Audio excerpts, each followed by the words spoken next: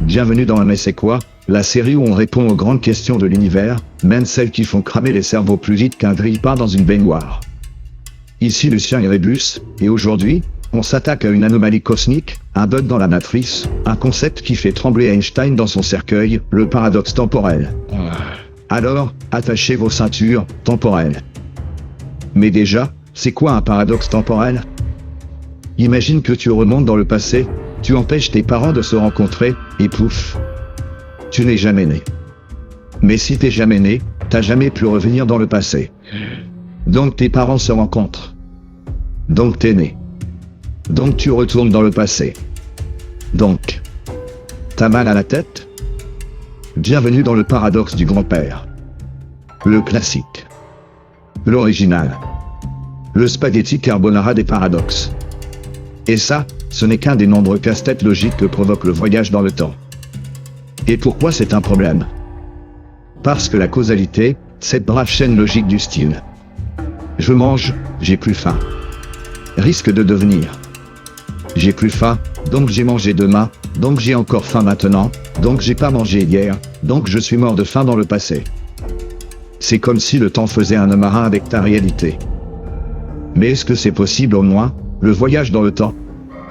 Eh bien, la physique dit. Peut-être, mais vous allez pas aimer. Einstein, ce farceur, a pendu la relativité générale qui autorise des trucs comme les trous de verre, sorte de raccourci à travers l'espace-temps. Un peu comme un tunnel secret pour esquiver les bouchons du continuum. Mais attention, même si c'est théoriquement possible, ce serait aussi instable qu'un pigeon sur une saccline. Dès que tu veux interagir avec le passé, tu crées des contradictions. Et l'univers, lui, il aime pas les contradictions. Et si on ne changeait rien dans le passé? Ah! Tu veux parler de la cohérence temporelle, ce principe selon lequel quoi que tu fasses dans le passé, ben ça s'était déjà produit. Tu vas dans le passé, tu casses un pot de fleurs, mais surprise. C'était déjà écrit dans l'histoire que ce pot se brise mystérieusement en 1982. Pas de paradoxe. Pas de bug.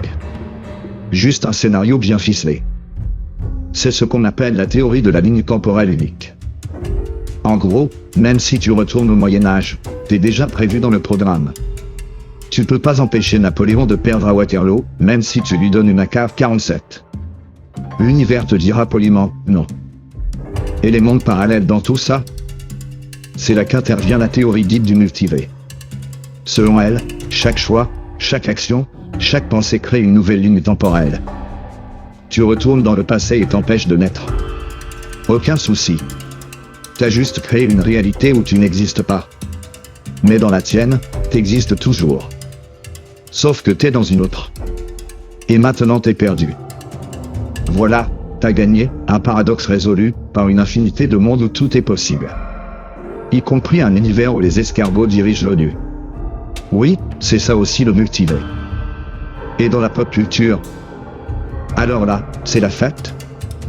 Retour vers le futur, Marty joue avec le passé comme s'il modifiait une recette de crêpes, et presque s'efface de l'existence.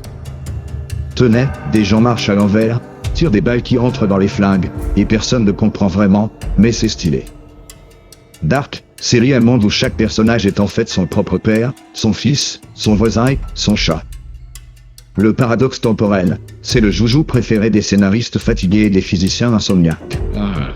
Et si on rencontrait quelqu'un du futur? Ah, le bon vieux fantasme du voyageur temporel. Mais s'il vient du futur, c'est que le futur existe déjà, non? Donc il est écrit. Donc on n'a pas de libre arbitre. Donc mon envie de manger des churros dans 20 minutes, elle est déjà programmée? Ou alors, est-ce que c'est lui qui provoque les événements qui vont y mener? Autrement dit, si un jour quelqu'un vous dit « Je viens de l'an 3147 », demandez-lui déjà s'il peut vous expliquer comment fonctionne l'assurance auto dans son époque. Et ensuite, fuyez. Mais du coup, on peut résoudre un paradoxe temporel? Peut-être. Ou peut-être que c'est justement sa nature, être insoluble. Un genre de mot de passe métaphysique que l'univers utilise pour te dire « Tu poses trop de questions ». Mais bon, nous, chez Lucien et Rébus, on aime ça, poser trop de questions. C'est notre passion. C'est même le concept. Un paradoxe temporel, c'est une invitation à cogiter plus loin que les limites de notre perception. C'est un bug du réel. Une faille dans le mur du temps. Et si on en rit autant qu'on en tremble, c'est peut-être parce qu'il nous dit une chose essentielle. Le temps n'est peut-être pas ce qu'on croit. Ou alors, c'est juste un bon vieux prank cosmique. C'était Lucien et Rébus pour Mais c'est quoi? L'émission qui regarde les mystères de l'univers droit dans les yeux.